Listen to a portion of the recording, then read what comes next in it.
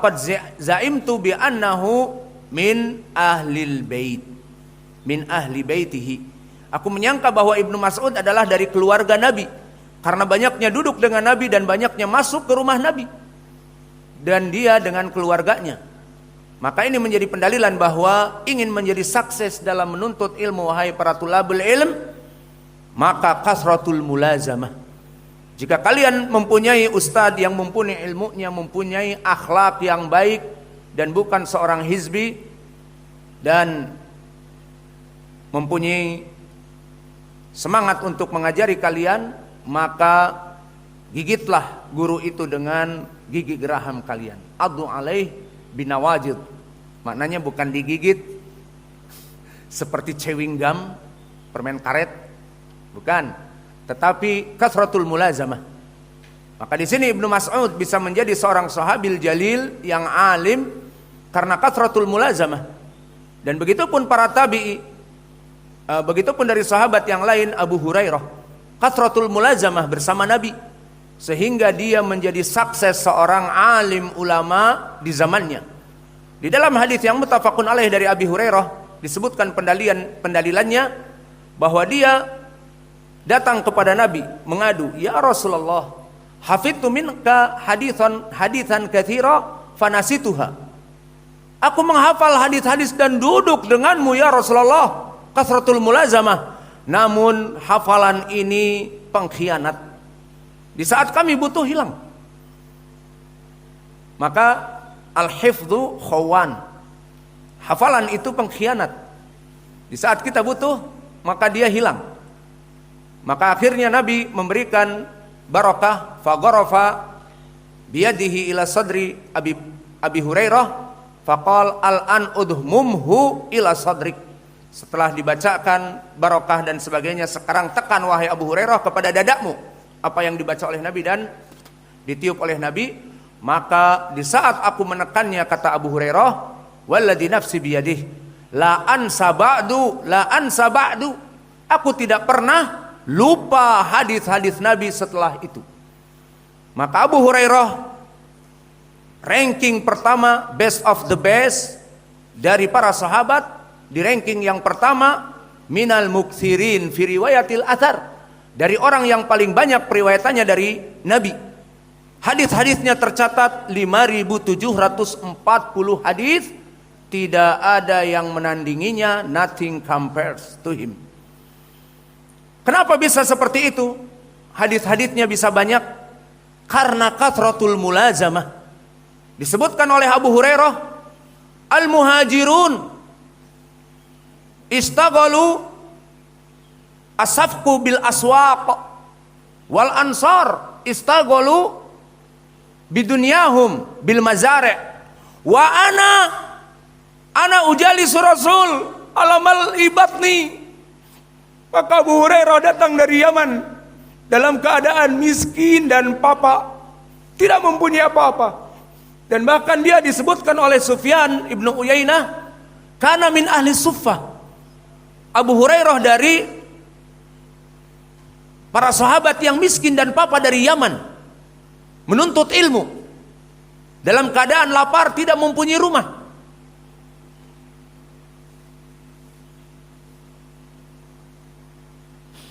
Maka rahimahullah radhiyallahu anhu tinggal di ahli suffah, menjadi ahli suffah, diberikan makanan oleh Nabi. Hari ini alhamdulillah ada makanan, dan besok wallahu a'lam tidak dijamin.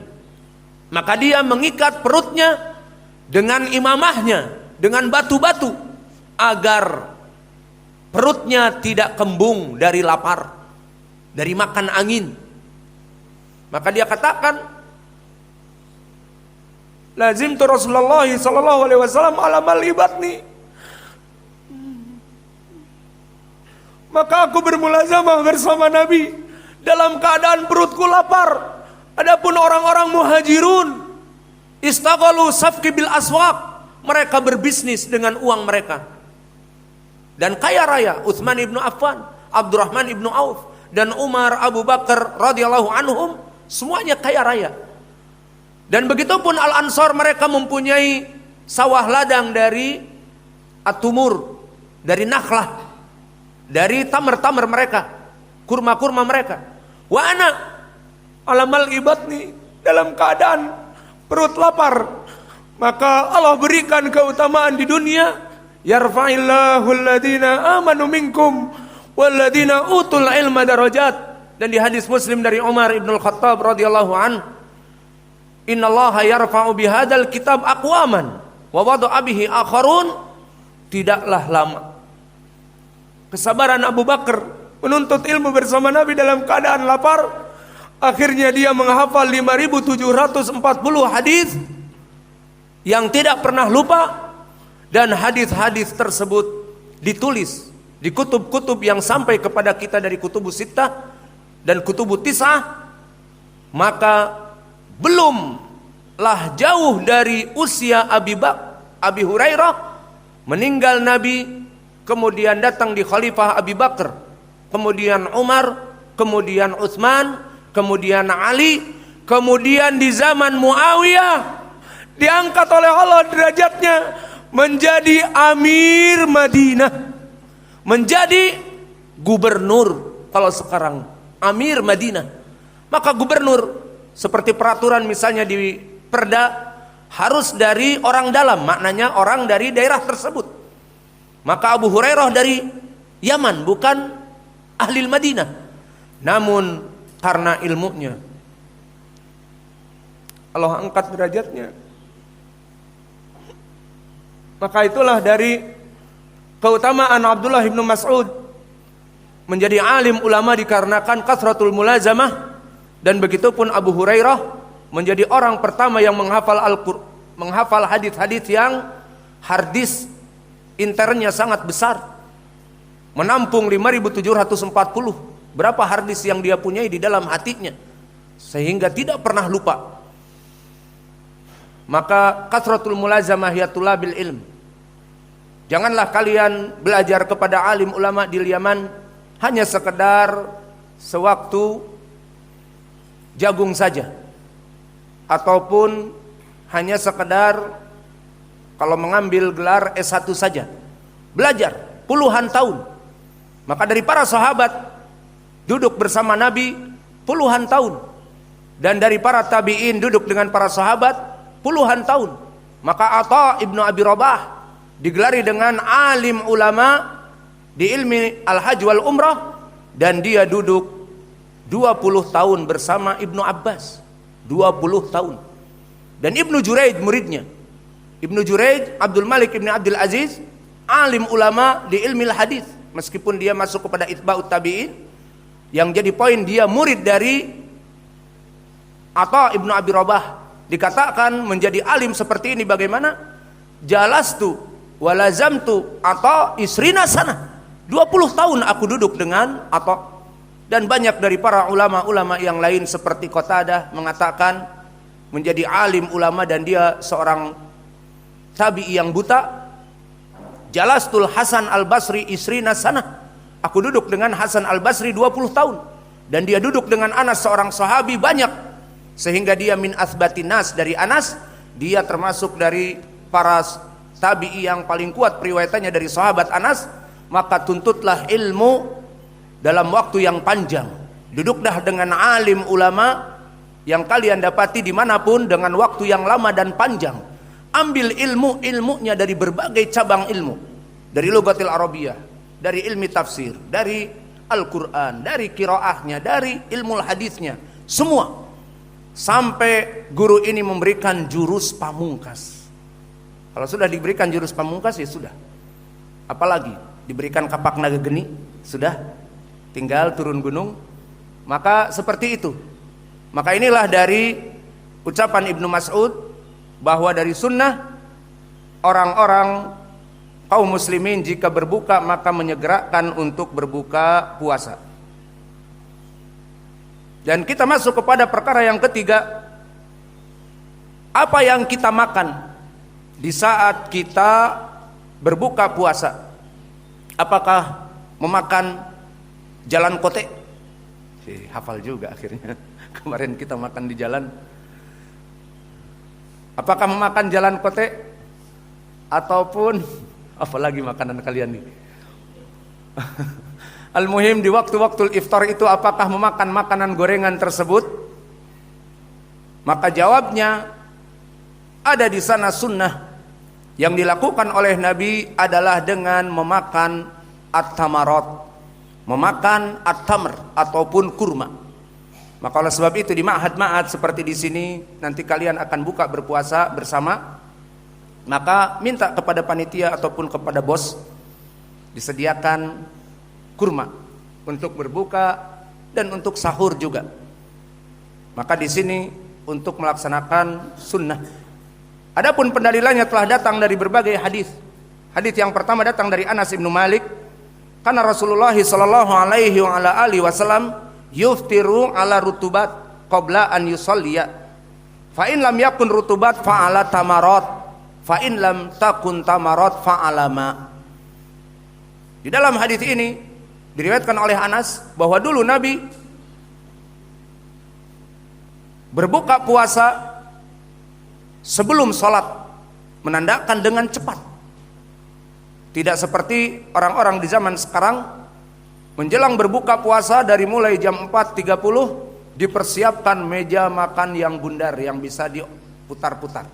Mulai dari gorengan, makanan berat, rendang, dan coto Makassar, dan kanipo, kalido, dan yang lainnya. Maka kemudian dimasukkan dessert juga langsung, mulai dari sirup, es kelapa muda, dan juga dimasukkan es krimnya. Maka semua meja penuh. Dalam waktu Allahu Akbar, semuanya ditransfer kepada perutnya. Padahal baru Allahu Akbar. Maka di sini bukan dari sunnah. Sunnahnya Nabi dulu yakul tamarat qabla an yusalliya. Makan tamarat, maknanya lebih dari satu. Jika tidak mendapatkan pertama ar-rutubat, kemudian at-tamarat. Jika tidak mendapatkan at-tamarat fa bima'in fa innahu tahur, maka dengan air saja. Maka syahidnya di sini kita minum jika kita tidak mendapatkan tamr. Dan kita jika mendapatkan rutubat, bedanya rutubat adalah tamr yang masih rutub, yang masih basah. Dan itu jarang kita dapati karena tamr yang ada pada kita sudah dipak, mulai dari kholas, mulai dari asukari, itu sudah dipak 2 bulan yang lalu sampai kepada kita. Namun makna rutubat baru diambil dari pohon yang masih ada tangkainya. Maka itu rutubat, itu lebih baik. Jika Nabi tidak mendapatkan itu, maka dengan tamarot yang sudah dijemur kering, bukan dijemur sengaja tapi kering, kena panas seperti yang kita makan. Jika tidak didapatkan itu, maka dengan air. Hadits ini datang dari Anas bin Malik, diriwayatkan oleh Imam Abi Daud, At-Tirmidzi dan Imam Ahmad. Semuanya bertumpu sanadnya kepada Abdul Razzaq. Haddatsana Ja'far wa huwa ibnu Sulaiman ad-Dubai. Haddatsana Thabit ibnu Aslam al-Bunani an Anas ibnu Malik. Berarti mahalu hadas sanad saduq hasanul hadis.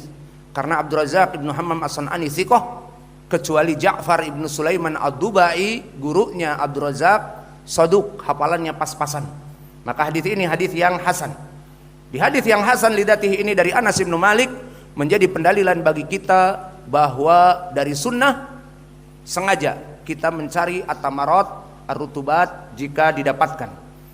Dan begitu pun permasalahannya di sini, di mana kita hidup di NKRI tercinta, maka beragam-ragam dari makanan di saat kita berbuka dibuatkan oleh istri-istri kita dan juga oleh mereka yang memberikan makanan ke masjid dari selera Nusantara, mulai dari makanan Sulawesi atau Sumatera Barat ataupun yang lainnya. Pertanyaan yang besar, bagaimana dengan melaksanakan hadis tadi bahwa Nabi memulai dengan bahwa Nabi memakan berbuka puasa di hadis Anas dengan rutubat, jika tidak dengan tamar, jika tidak dengan air. Terus ini makanan yang ada dari gorengan yang di depan kita. Kalau kita di Ma'had Muqbil bin Hadi, karena istri kita orang Arab, maka membuat makanan sambusa. Siapa yang pernah di Yaman ingat sambusa? Segitiga the triangle. Maka itu makanan santri-santri di sana. Sambusa. Pertanyaan besar, lalu bagaimana dengan gorengan-gorengan ini nasibnya? Apakah dibiarkan saja berlalu karena mencari tamarot? Pertanyaan ini kita jawab, tidaklah kita meninggalkan makanan-makanan yang ada, karena itu juga adalah makanan. Lalu bagaimana cara menjamaknya? Dengan at-tamarot tadi, bahwa Nabi mencari arutubat, jika tidak dapat tamarot, jika tidak dapat air. Nah, kalau kita tidak mendapati at-tamarot, maka langsung ke air. Padahal ada kolak pisang, padahal ada bubur sumsum, padahal ada sambusa tadi. Jawabnya, apa yang dilakukan oleh Nabi adalah di awalnya. Jadi awal kali pertama diberikan kepada para muhsinin di sini membeli tamar, berikan santri-santri tamar di tangan mereka 2, 3, 4. Kayak ta'adud aja. 4. Al-muhim di situ diberikan di tangannya tamar, sehingga di saat adzan dia makan tamar. Itu yang terbaik untuk menjamak dari makanan-makanan yang ada. Karena apa? Karena dari sunnah tentang masalah memakan tumur itu adalah di awalnya. Maka telah datang hadis yang masih diriwayatkan oleh Anas ibnu Malik, anna Nabiya sallallahu alaihi wa ala alihi wasallam kana idza aftara bada'a bitamri. Bahwa dulu Nabi jika berbuka dia memulai dengan at-tamr. Maka hadis ini barakallahu fikum hadis yang sahih, yang mana hadis ini sanadnya bertumpu kepada Yahya bin Adam an Yazid ibni Abdul Aziz an Raqabah an Yazid ibn Abi Maryam an Anas ibn Malik. Maka sanadnya sahih dan disahihkan oleh Syekh kami Muqbil Al-Wadi'i. Maka dari berbagai jalan hadis Anas ini menjadi pendalilan bagi kita bahwa kita mengetahui menjamak dari hadis-hadis tentang sunahnya makan tumurat ataupun rutubat. Ternyata sunahnya adalah di awalnya, sehingga kita bisa menjamak.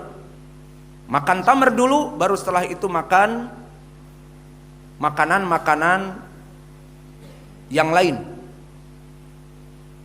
Maka itulah yang lebih baik, dikarenakan mendahulukan tamar, kemudian setelah itu makan makanan ciri khas kita, itu lebih baik.